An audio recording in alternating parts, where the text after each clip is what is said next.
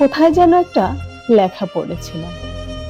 লেখাটা ছিল ঠিক এরকম: প্রথম নারী থাকা অবস্থায় একজন পুরুষের জীবনে যখন দ্বিতীয় নারীর আগমন ঘটে, তখন সবচেয়ে বেশি অবহেলার শিকার হয় প্রথম নারীটি।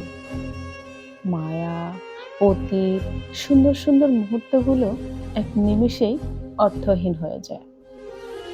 এক যুগ থাকার পরেও, একই ছাদের নিচে থাকার পরেও আপনি গ্যারান্টি দিতে পারবেন না যে একজন পুরুষকে আপনি তার মন মতো পেয়েছেন, বা সে আপনাকে সত্যিকার অর্থে ভালোবেসেছে।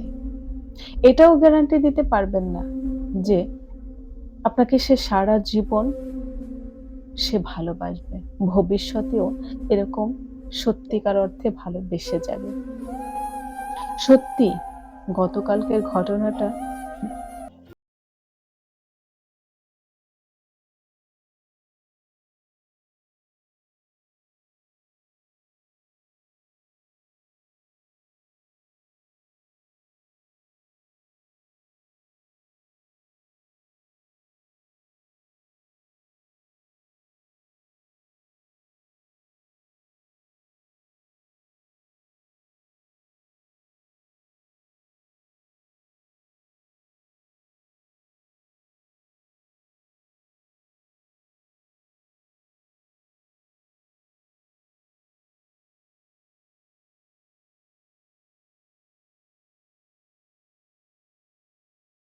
এর পরেও কেন এমনটা হলো?